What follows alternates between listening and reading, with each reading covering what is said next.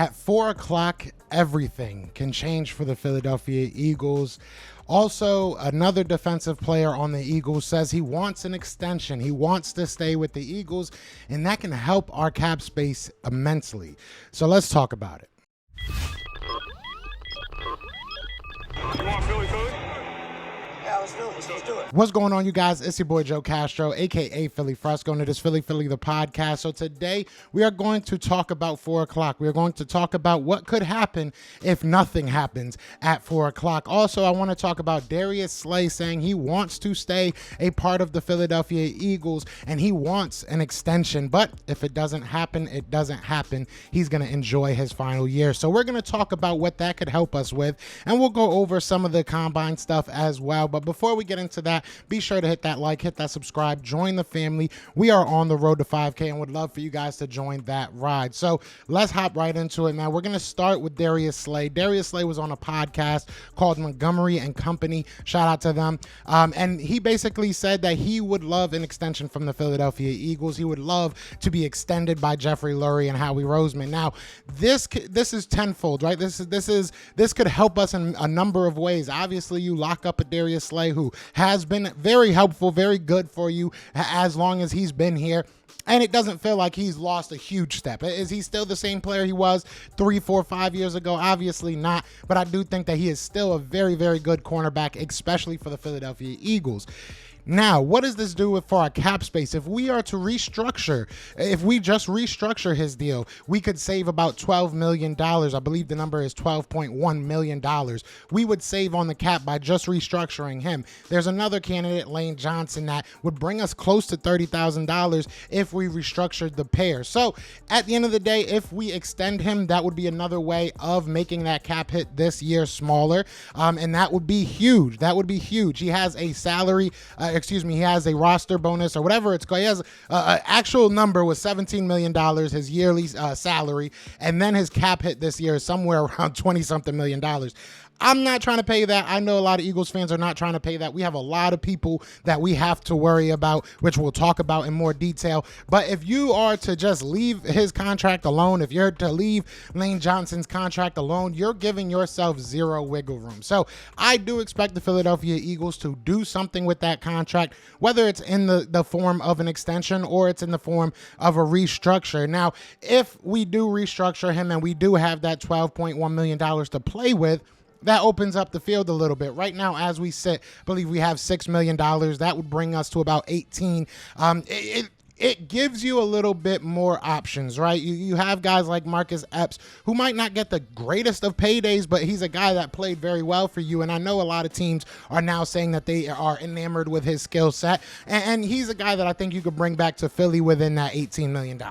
You look at a Brandon Graham, I don't think he's going to look to break the bank if it's with Philly. So he's somebody that you can most likely bring back under that $18 million. And this is not counting, if you go out there and get a Lane Johnson. So or if you restructure Lane Johnson, So this opens up the possibilities of so many things happening for the Philadelphia Eagles. A couple players may be coming back, maybe a couple players getting extended, maybe a free agent, a low to mid-tier free agent comes on a cheap year deal. There's a lot of things that can happen. Obviously, we're still waiting on the Jalen Hurts contract. There's contracts coming out now. If I was Jalen Hurts' team, I would probably wait a little bit because these contracts don't really help you. And when you see contracts amongst the league, right? And you see a guy like Derek Carr getting $100 million guaranteed, it does help you in the sense that I'm 10 times better than him. I should be getting way more than him. But at the same token, it's not a comparable contract, right? If you look at Lamar Jackson, when he gets signed, that's going to be a comparable contract. When you look at some of these big time running back, quarterbacks that like to run the ball, it's going to be more of a comparable contract. So you look at the, Kyler Murray contract when he first got signed, and you can start kind of looking at, how it's going to increase and how that may, help Jalen Hurts' team get him the most bang for his buck. Look, at the end of the day, I've said this before and I'll say it again. I really don't care how much he gets paid. Pay him $1 billion. I really don't care. As long as that cap hit is manageable for the Philadelphia Eagles, I'm okay with it. And that might come in the form of it sounding like a way longer contract than it really necessarily is. We know how Howie Roseman gets down.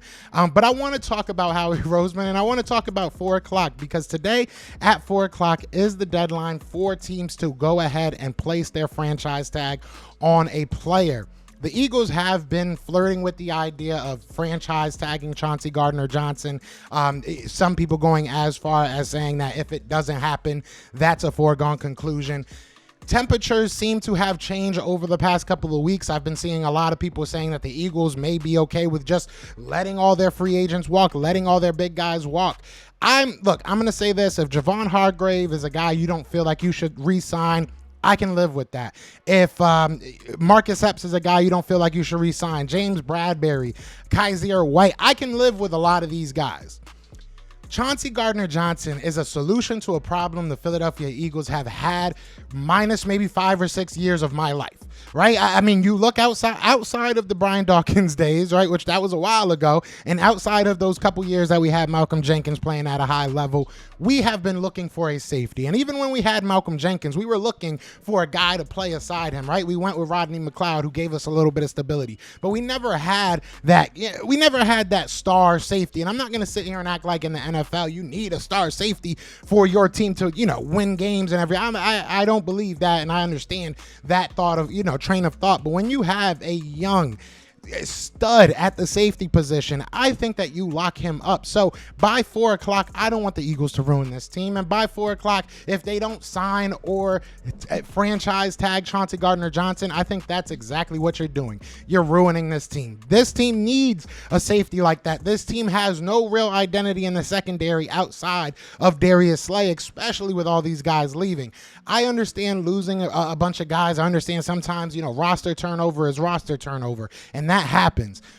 But when you have an opportunity, and we have that opportunity, the 2 moves I want to see today are we restructure Darius Slay and we either tag or re-sign Chauncey Gardner. Those are the only 2 things that you really need to do right now that would make me feel very, very confident going into this free agent, very, very confident going into this draft. There are some good, draft players in the at safety position. There are, you could talk about a Brian Branch. You could talk about an Antonio Johnson, who I have a clip of Jake Andrews, actually, or not Jake Andrews, excuse me, of one of his teammates speaking of Antonio Johnson in very high regard. I just posted a video about Jake Andrews, so definitely go check out the Twitter. We had a nice little conversation with him at the Combine. It was a lot of fun.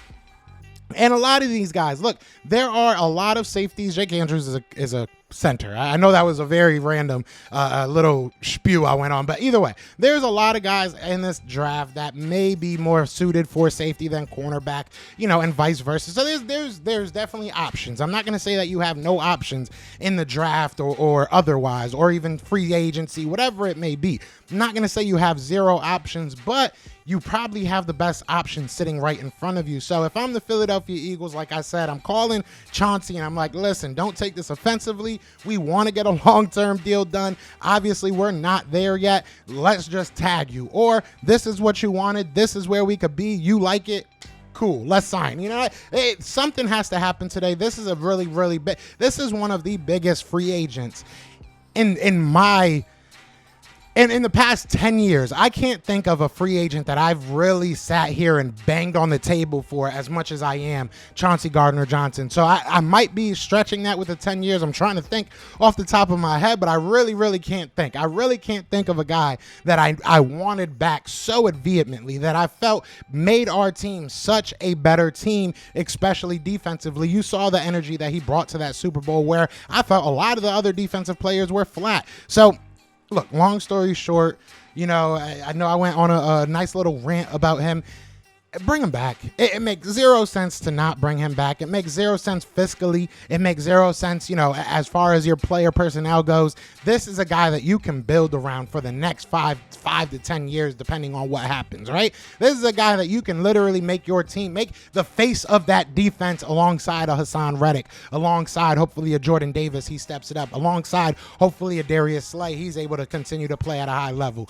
This just kind of gives you a core on defense, and I think that is definitely what we need. You have a big time player at almost every single level except for linebacker. We'll see what happens with Nakobe Dean. But you have a premier edge rusher. You have a guy like Hassan Reddick, right? And you can even look at a Josh Sweat, and I think Josh Sweat is going to be a premier player, if not this year, very soon. But you go to the secondary and you have a Darius Slay, right, that you can hold on to and say this guy is a number one cornerback in this league. You even have an Avonte Maddox that you feel, and I feel, is probably one of the better, if not the best, slot cornerback in this league right now, and especially last year how he played when healthy. And then you look at the safety position. If you have a Gardner-Johnson, that's a nice little rack to hold your hat on. So I am very, very high on bringing Gardner-Johnson back. You guys let me know what you think. I would love to know, what would you do if we re-sign him or tag him, and what would you do if we don't? What are the options you're looking at? Let me know in the comments. But other than that, be sure to hit that like, hit that subscribe, join the family. Y'all know what it is, man. It is Fly Eagles Fly. And we are out here. Peace. Eagles fans everywhere. This is for you. Fly Eagles flying on the team. Touchdown, touchdown. Time to get Jalen this ring. You don't really want to start a thing. This a Bird Gang Nation, baby. It's a Philly thing. Hater, and you looking like you type trash. I'm just here calling on Philly the podcast. And we can call a man dog or watch Miles score off the handoff. Rest of the division, your man Saul Jackson like Sean, hunting like Randolph. Season here, early time to do 'em in. Your boy Philly Fresco. Thanks for tuning in.